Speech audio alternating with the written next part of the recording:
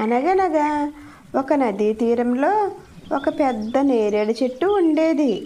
అది చెట్టు నిండా పండ్లతో ఎంతో అందంగా ఉండేది. ఆ చెట్టు మీద ఒక కోతి కాపురం ఉంటుంది. అది వెన్నలాంటి మనసు కలది. ఇతరులకు ఎప్పుడూ సాయం చేస్తూ ఉండేది. ఇలా ఉండగా మొసలి ఒకటి ఆ చెట్టు కిందకి వచ్చింది. కోతి ఆనందంగా దానికి కొన్ని నేరేడు పండ్లు రాల్చిపెట్టింది. అతిథిగా వచ్చావు, ఈ తీయని నేరేడు పండ్లు తిని సేద తీరు అని చెప్పింది కోతి. మొసలి ఆనందంగా నేరేడు పండ్లు తింది. అవి ఎంతో రుచికరంగా ఉన్నాయి. కోతికి ధన్యవాదాలు చెప్పింది మొసలి. అలా మొసలి నేరేడు చెట్టు కిందకు రాసాగింది. కోతి పండిన నేరేడు పండ్లను రాల్చేది. మొసలి హాయిగా తినేది. అవి రెండు కబుర్లు చెప్పుకుంటూ కాలక్షేపం చేసేవి. ఓ రోజు సాయంత్రం మొసలి తిరిగి వెళ్తూ కొన్ని నేరేడు పళ్ళు తన భార్య కోసం తీసుకుని వెళ్ళింది. నది మధ్యలో నివసించే మొసలి భార్య తన భర్త తెచ్చిన పళ్ళు తిని ఎంతో రుచిగా ఉన్నాయని మెచ్చుకుంది. ఇంత తీయని నేరేడు పండ్లు ఎలా సంపాదించావు అని అడిగింది మొసలి భార్య. నది ఒడ్డున గల నేరేడు చెట్టుపై నివసించే సున్నిత మనసు గలవాడైన కోతి నా సావాసగాడు. అతడి చెట్టును ఊపగా రాలిన నేరేడు పండ్లు నీ కోసం తెచ్చాను అని చెప్పింది మొసలి. ఆహా, నేరేడు పండ్లే ఇంత రుచిగా ఉంటే ఆ నేరేడు పండ్లు రోజు తినే కోతిగుండె ఇంకెంత రుచిగా ఉంటుందో. నాకు ఆ కోతిగుండె కావాలి అంది మొసలి భార్య. భార్య మాటలకు నిర్ఘాంతపోయింది మొసలి.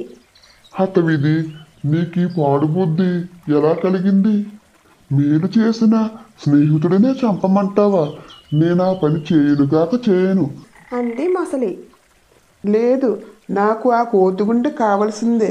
నీకు నా మీద నిజంగా ప్రేమ ఉంటే నాకు ఆ కోతిగుండె తెచ్చి ఇవ్వు. నువ్వు దానిని తెచ్చి ఇచ్చే వరకు నిరాహార దీక్ష చేస్తాను అని భీష్మించుకుని కూర్చుంది మూర్ఖురాలైన మొసలి భార్య. మొసలి చేసేదేమీ లేక కోతిని మోసగించి తన భార్య వద్దకు తెద్దామని నిర్ణయించుకుంది.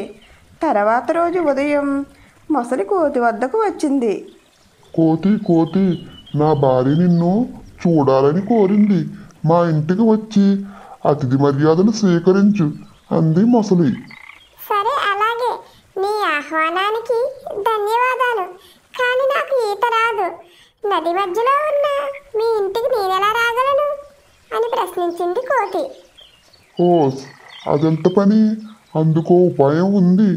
నీవు నా వీపుపై కూర్చో, నేను ఈదుకుంటూ నిన్ను మా ఇంటికి తీసుకువెళతాను అని చెప్పింది మొసలి. కోతికి ఆ ఉపాయం నచ్చింది. కొన్ని నేరేడు పండ్లు ఏరుకొని మొసలి వీపుపై కూర్చొని బయలుదేరింది. అవి కబుర్లు చెప్పుకుంటూ నది మధ్యలోకి వచ్చాయి. ఇంకా కొద్ది దూరం ప్రయాణిస్తే మొసలి ఇంటికి చేరుతాయి. అప్పుడు మొసలి కోతితో ఇలా అంటుంది. కోతి మిత్రమా, నన్ను క్షమించు. నీకో సంగతి చెప్పటం మర్చిపోయాను. నా భార్యకు జబ్బు చేసింది. తనకి ఆ జబ్బు నయం కావాలంటే కోతిగుండె తినాలని ఎవరో చెప్పారట. నీవు నీ గుండెని ఇచ్చి నా భార్యను కాపాడు అని చెప్పింది మొసలి. ఆ మాటలు వినగానే కోతికి ముచ్చెమటలు పట్టాయి. గజగజ వణికింది. అంతలోనే తేరుకుని తెలివిగా ఇలా అన్నది. అయ్యో మొసలి, నీవు నా ప్రాణమిత్రుడవు. నీ భార్య కోసం నా గుండె ఇవ్వటానికి నేను సిద్ధంగానే ఉన్నాను. కానీ ఈ మాట నువ్వు మనం బయలుదేరక ముందే చెప్పి ఉండాల్సింది. నేను నా గుండెను చెట్టు తగిలించి వచ్చాను అని చెప్పింది కోతి. తెలివి తక్కువ మొసలి కోతి మాటలు నమ్మింది. సరే, అయితే మనం మరలా చెట్టు దగ్గరికి వెళ్ళి నీ గుండెని తెచ్చుకుందాం అంది మొసలి. రెండు తిరుగు ప్రయాణమయ్యాయి. చెట్టు వద్దకు రాగానే కోతి ఒక్క గెంతు గెంతి చిటారు కొమ్మకు చేరింది. కోతి ఎంతసేపు అయినా కిందికి రాలేదు. మొసలి ఎదురు చూసి చూసి కోతిని రమ్మని పిలిచింది. అందుకు కోతి ఇలా అంది. పోయే దుష్టమసలి, నమ్మిన మిత్రుణ్ణి చంపాలని చూస్తావా? ఎవరైనా గుండెను చెట్టు కొమ్మకు తగిలిస్తారా? తక్షణం ఇక్కడ నుండి వెళ్ళిపో, లేదంటే వానర సమూహానికి చెప్పి నీ పని పడతాను అని అంది కోతి. అది విన్న మొసలి ఆశ్చర్యపోయి బతుకు జీవుడా అంటూ అక్కడి నుండి మెల్లగా జారుకుంది.